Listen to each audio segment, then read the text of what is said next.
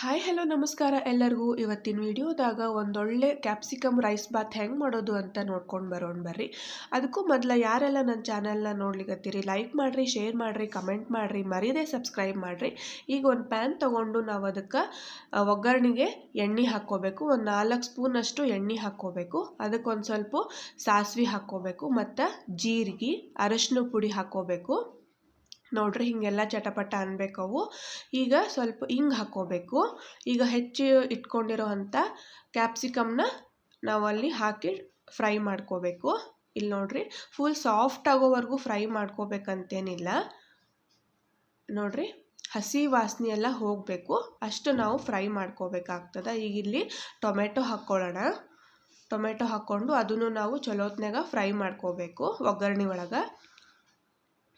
ಈಗ ನೋಡ್ರಿ ಇಲ್ಲಿ ಗರಂ ಮಸಾಲ ಹಾಕ್ಕೋಬೇಕು. ನಮ್ಮ ಮನೆ ಒಳಗೆ ಯಾವ್ದು ಮಸಾಲ ಪುಡಿ ಇರ್ತದೋ ಅದನ್ನ ಹಾಕ್ಕೋಬೇಕು. ಈಗ ಇಲ್ಲಿ 1-2 ಸ್ಪೂನಷ್ಟು ಖಾರ ಪುಡಿ ಮತ್ತಿಲ್ಲಿ ಬೆಲ್ಲ ಹಾಕ್ಕೋಬೇಕು. ಬೆಲ್ಲ ಹಾಕೋದ್ರಿಂದ ಟೇಸ್ಟ್ ಎನ್ಹ್ಯಾನ್ಸ್ ಆಗ್ತದೆ, ಅದಕ್ಕೆ ನಾವಿಲ್ಲಿ ಬೆಲ್ಲ ಹಾಕ್ಕೋಬೇಕು. ಈಗ ಇಲ್ಲಿ ಹುಣಸೆ ಹಣ್ಣಿನ ಪಲ್ಪ್ ಹಾಕ್ಕೋಬೇಕು ನಾವಿಲ್ಲಿ.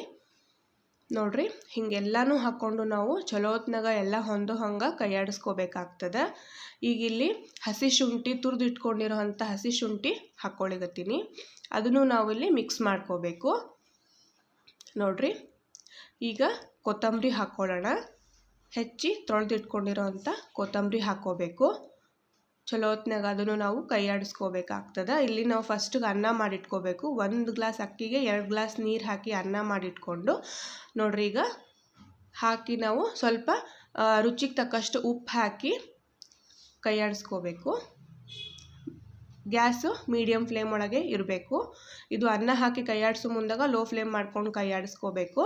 ನೋಡ್ರಿ ಈಗ ಇಲ್ಲಿ ಭಾತ್ ರೆಡಿ ಆಯಿತು. ಇದು ಬೆಳಗಿನ ತಿಂಡಿಗೆ ಮತ್ತು ಲಂಚ್ ಬಾಕ್ಸ್ಗೆ ಹೇಳಿ ಮಾಡಿಸಿದಂಥ ರೆಸಿಪಿ ಇದು. ನೋಡ್ರಿ ಎಷ್ಟು ಚಂದ ಕಾಣಿಸ್ಲಿಕ್ಕತ್ತದೋ ಅಷ್ಟೇ ಟೇಸ್ಟಿಯಾಗಿರೋವಂಥ ರೆಸಿಪಿ ಇದು. ಭಾಳ ಲಘು ಆಗುವಂಥದ್ದು. ನೋಡ್ರಿ ಎಷ್ಟು ಚಂದ ಕಾಣಿಸ್ಲಿಕ್ಕತ್ತದ. ಭಾಳ ಅಂದ್ರೆ ಭಾಳ ಟೇಸ್ಟಿಯಾಗಿರೋ ಅಂಥದ್ದು. ಮತ್ತು ಮುಂದಿನ ವೀಡಿಯೋದಾಗ ಸಿಗ್ತೀನಿ. Thanks for watching.